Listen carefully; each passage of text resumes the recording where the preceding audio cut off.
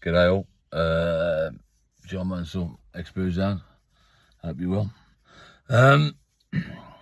Starting. I don't know what to do with this. I think the vlog's going to be called something like, "How the hell did you manage not to go do Dolallytap this weekend?" And that's probably try and find something slightly shorter than that. But after I've done a couple of things today, what time is it now? It's about 20 to 10. I've been up since 1:30. Managed to get some things sorted, got some organisation with regards to some of the stuff that I've got in a planning motion at the moment. And I think if you could have a video camera on me when I was doing that organisation, I'd look like something out of a cartoon. You know, I was watching the telly, doing something on the laptop, doing something on the iPad, doing some filing, rolling some fags. So,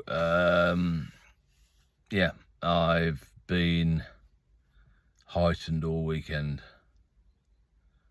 and bordering on manic, and it's been tough. But I wanted to do this vlog in a way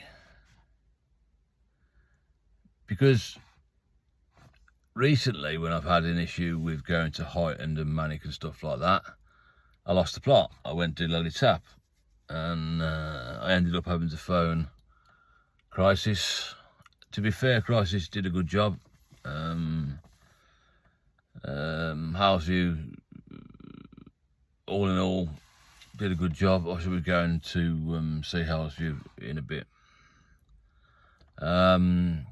But how did I manage to stave off? I think I've done a vlog called that, haven't I, recently? See, my mind's all over the shop. Thought. Ping, ping, ping, ping, ping. It's just thought after thought after thought. So, take a deep breath, John. So how did I manage not to lose the plot this weekend? Well, it's because over the however many years it is now since my mental breakdown and time before that, I've put a lot of effort into understanding me. I don't like the word triggers because triggers aren't linear, they change all the time. Anything can trigger you. So yesterday I was up Mary Hill, spending money I didn't need to spend, and justified it by buying a pair of boots so I could look after my Adidas Samba in the winter. And I've ordered a pair which I don't think I'm going to like as much as the ones I wanted originally. But anyway, see, thought. And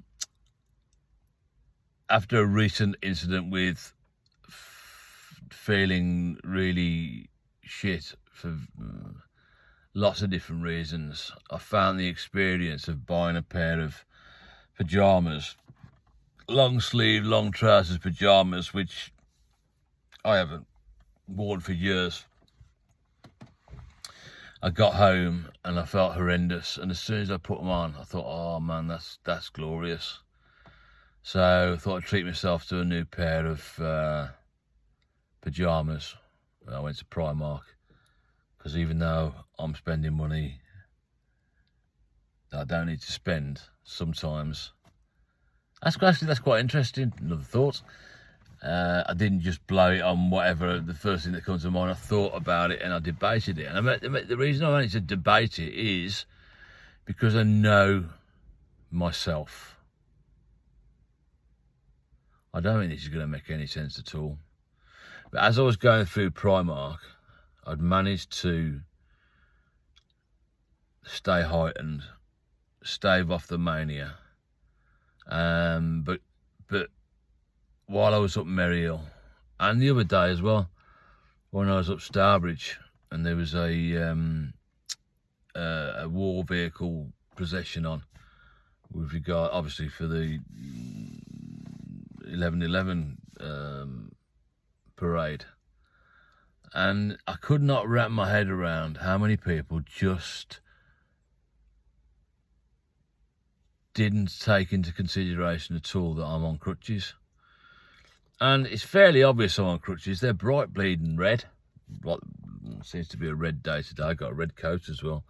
I just haven't got a red cap. My sunglasses have got a red tint to them, and I've got a red ice watch on as well. Let you into a secret, that's a fake. I got that in Greece somewhere.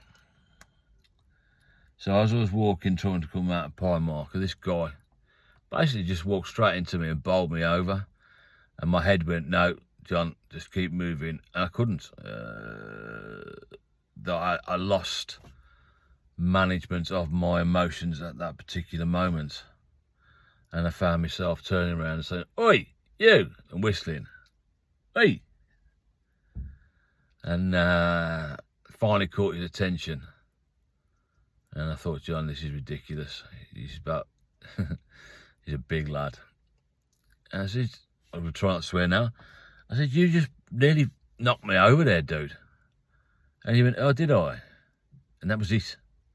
And at that point, my head was like, right, go for his throat, John. And I thought, man, just walk away. This is ridiculous. You know why you're overreacting. You know why you're overreacting, and you're better than that, John.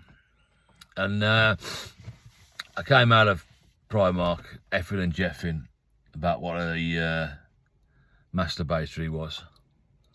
And I looked back, and he was coming up the escalator. And what I couldn't believe was his missus, or the person he was with, she was on crutches. Now, for somebody to be walking around Merry Hill with somebody who's on crutches, to have so little awareness that he's nearly just knocked somebody over, put me through pain because I had to readjust myself because of my back. You just think, why is there so many masturbators in the world? And then you remember you used to be one. So there was a moment there where I very, very, very nearly went Dolallytap. But I managed to rein myself back in. And the way I managed to do it, and the way I've managed to stay myself from not going Dolallytap, is because I noticed it was on its way again. It's been kicking around for weeks now, but it was building and building and building.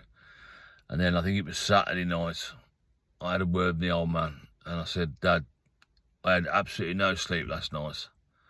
I've had a really busy day today. I went out about 9 o'clock, didn't get back till about 4:30, so I was here and there and everywhere doing loads of different stuff. I mean, don't get me wrong, I don't work full time or anything like that, but you know, I was out for a long time, and I just said to Dad, I voiced it, I said, Dad, I'm a bit concerned. I said, I got absolutely no sleep last night. I've had a really busy day. It's about 8:30 and I've still got loads of energy. And I can't settle down. So I just want you to know that I'm a bit concerned as to where I'm at. I'd already taken the diazepam and it had absolutely done nothing. I didn't want to take the diazepam because I'm also using the PRN diazepam. I don't know what PRN stands for, but it basically means you take it when you need it. I've already been using that off and on to help with the pain, with the back situation. So I'm terrified of overusing it, because if I get into a situation where my mind just goes, I don't want to be without, and So I think I am being overcautious with it, but the other thing is as well, is at the moment with the way things are with my body and stuff, the diazepam,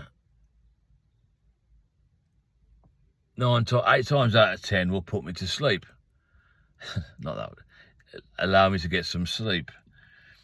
Problem with that is that every time I wake up from sleep, the pain in my back is quite tremendous. So I managed to not go Dolallytap, because over the years, I will reference the books, but I'm only going to reference them briefly. All this detail is in the books. It's about partly about my experiences, how I've managed my world, or navigating through it, and from speaking with other people and how they've navigated through it. And it comes down to, I learned about myself. I worked on understanding who I am, how I react. If I react slightly differently, why am I reacting slightly differently? Not that I really bother with the answer to the question why, but I just need to make a note, and I think that's in the first A to Z, that why is a waste of time. It is. The answer to why is because it is. So understanding myself, spotting the moment, knowing that I was basically teetering on the edge, voicing it, just allowing myself to hear the words, and just letting my dad know that if I do get a bit erratic or a bit whatever later on that day, that's why. Because again, when I'm a bit erratic or a bit stuff like that, me and my dad have tended to have a few spats recently, and I just wanted to give him the heads up that, there's a possibility that might happen. And so why didn't I phone the crisis line? Well, even though the last experience I had with the crisis line was very good, previous experiences have not been good. Example, and I was talking to somebody else the other day, and they've had exactly the same thing when they phoned the crisis line. Now, when I did it, it was about 10 years ago now. But when I phoned the crisis line, when I was desperate after a weekend where I'd been to a funeral and I'd got heightened and I'd got manic and I'd got a little bit, I was bordering on to going down the psychotic route. I was absolutely desperate, and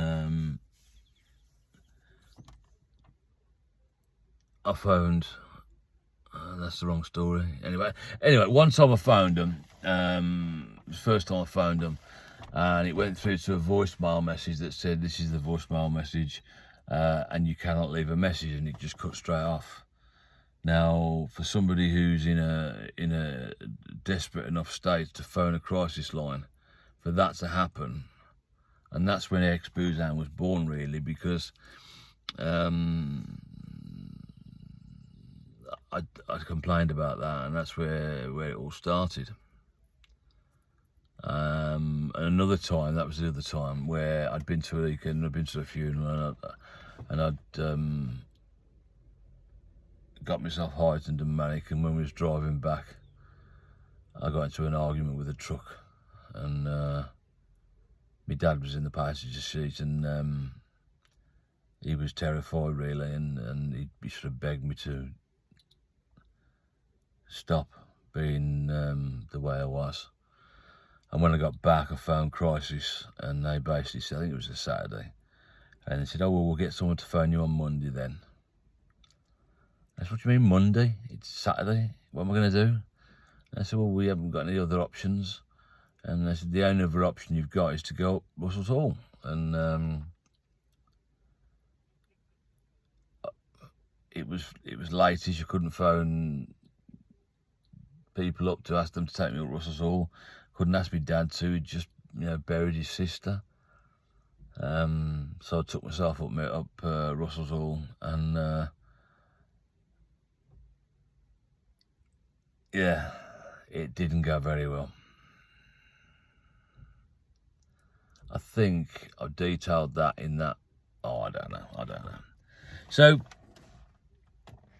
for anybody out there who is going through difficulties with regard to being heightened or being manic, or even the other side of the coin, having a low episode or whatever, you have to work really hard on you understanding you. Nobody can understand you as much as you can understand you. Not the professionals can't. I mean, most of the professionals ain't got a... Well, no, don't say that, John. Quite a few of the practitioners really haven't got an understanding of you whatsoever. And I know that from the amount of people I've spoken to.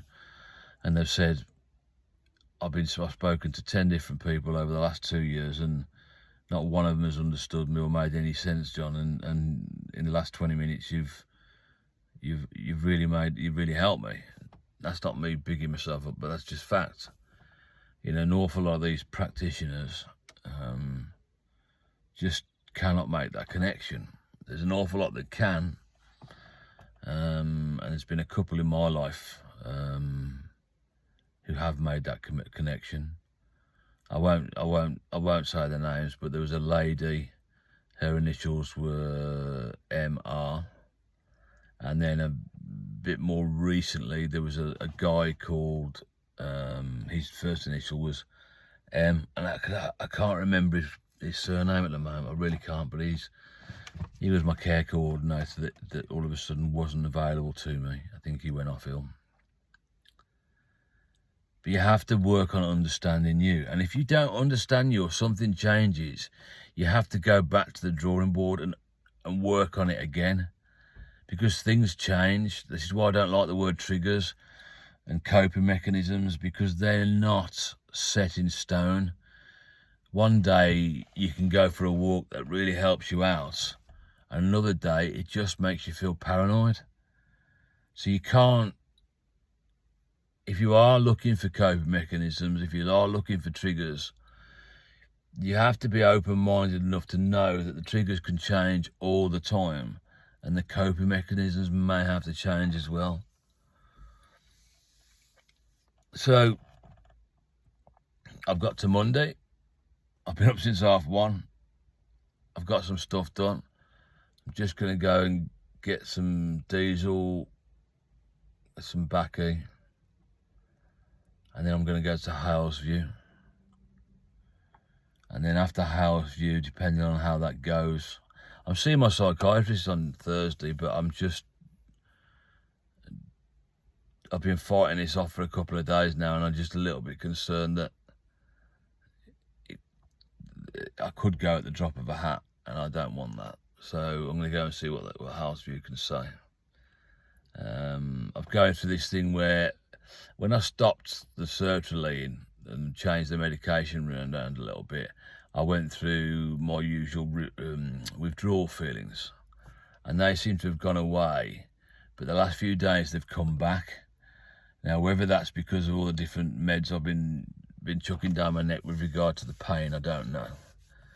But something's changed. I'm starting to feel the withdrawal again. So I'm going to go and have a chat with them.